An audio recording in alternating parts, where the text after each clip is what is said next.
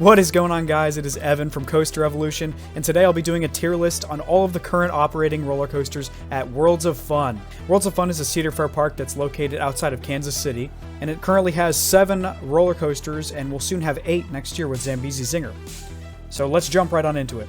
We're going to start with Boomerang. Now, I don't hate boomerangs as much as most enthusiasts do, so I'm going to rate it as good, actually.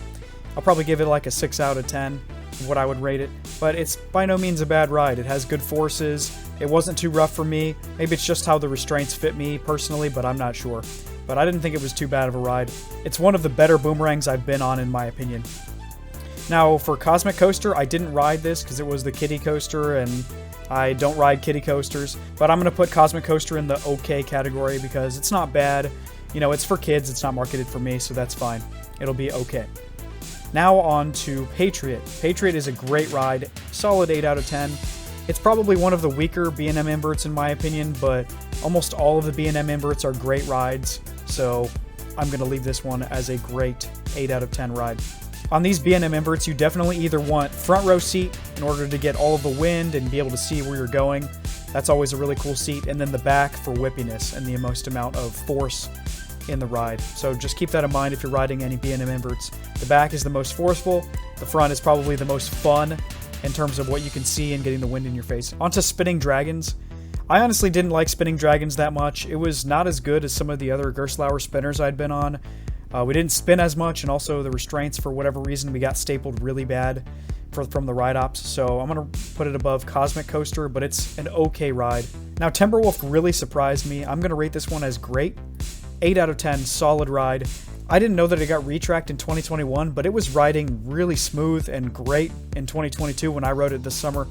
You know, there wasn't too much rattling. It wasn't too bumpy. There was actually some decent airtime. I didn't get stapled, so got really good airtime, and the laterals were really solid on this thing too. This was a pleasant surprise. Definitely the biggest surprise outside of another one I'm about to talk about at Worlds of Fun. Prowler. Now, Prowler is a really solid GCI. We marathoned this quite a few times because there was almost no line for it when we were there. I'm going to rate it as a low elite roller coaster. It's definitely not as good as Mystic Timbers. The pacing doesn't hold up to Mystic Timbers, but there's some really solid airtime in this. Definitely a back row ride in my opinion. One of GCI's better rides for sure. Now, Mambo was the biggest surprise at Worlds of Fun. They had the trims turned off when we were there, and apparently they've been doing that all summer. So I'm going to put it also in the elite tier because we actually got some decent airtime on this thing. Now, unfortunately, we were somewhere in the middle of the train, so we didn't get too much airtime like the back probably did. But this is also probably a low tier elite with the trims off. With the trims on, you know, it's probably somewhere down in low tier great because it doesn't really do much the second half of the ride if you're not getting airtime on those bunny hills. But it has a great showcase of speed. It's really smooth, like these Morgan Hypers usually tend to be.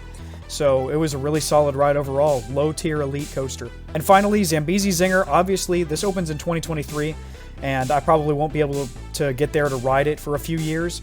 But I'm just going to guess on where this is going to be based on the layout, the point of view that has come out so far for the animation. So Zambezi Zinger, I don't think it's going to be an elite ride. I don't think it's going to be as intense as Prowler, unfortunately. So I'm going to put it somewhere in great. I'm probably going to put it above Patriot.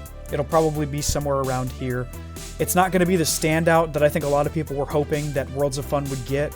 It'll be interesting to see how this ride differs from Prowler, if it will feel very similar to Prowler, or if it will feel more like a family coaster, the equivalent of Prowler, but as a family coaster. But I'm just really happy that Worlds of Fun is getting a new roller coaster because they haven't had one for like 12 years.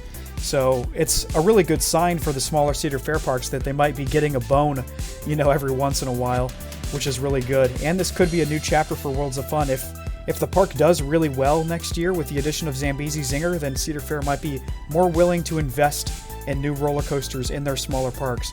So I would encourage everybody, if you have the opportunity to go out to Worlds of Fun, you know, give the park some support next year because that'll be the biggest telltale sign of how to show support for the smaller parks that get new roller coasters. In terms of what Worlds of Fun could use, again, they don't have an ultra elite ride, but that's okay. You know, this is a smaller park, so it's not necessarily like they need it, but it's definitely a hole that they don't have. A modern ultra elite roller coaster. They definitely need something with more intense airtime and maybe a launch coaster because they don't have any launch coasters, so A launch coaster with airtime would be great for this park. Maybe a mock multi-launch, an Intamin launch, or like a Vekoma launch coaster would be great for this park. Now, I don't necessarily think Cedar Fair is going to spend the money on those kind of ride models for Worlds of Fun or their other small parks, but that would be a good roller coaster model that could fill gaps that this lineup does not have. Now, there also aren't any bad coasters here, so that's really good news for Worlds of Fun. Overall, they have a really solid lineup for such a small coaster collection. It's definitely worth your time coming here if you're in the area. It's probably not one of the higher up parks on my bucket lists if you're coming to North America or the United States. But if you're passing by, you know, if you're going to Silver Dollar City or Six Flags St. Louis, definitely make the trip over to Worlds of Fun because they have some really good coasters. It's a really nice, well-kept park, so definitely worth your time going to Worlds of Fun. Anyways, that's the video. I hope you guys enjoyed. Thank you for watching. If you enjoyed the video, make sure to leave a like and subscribe for more coaster content coming your way soon. I make 2 videos a week, so stay tuned for that and subscribe for more. I'm Evan, and I'll see you guys next time. Have a wonderful day.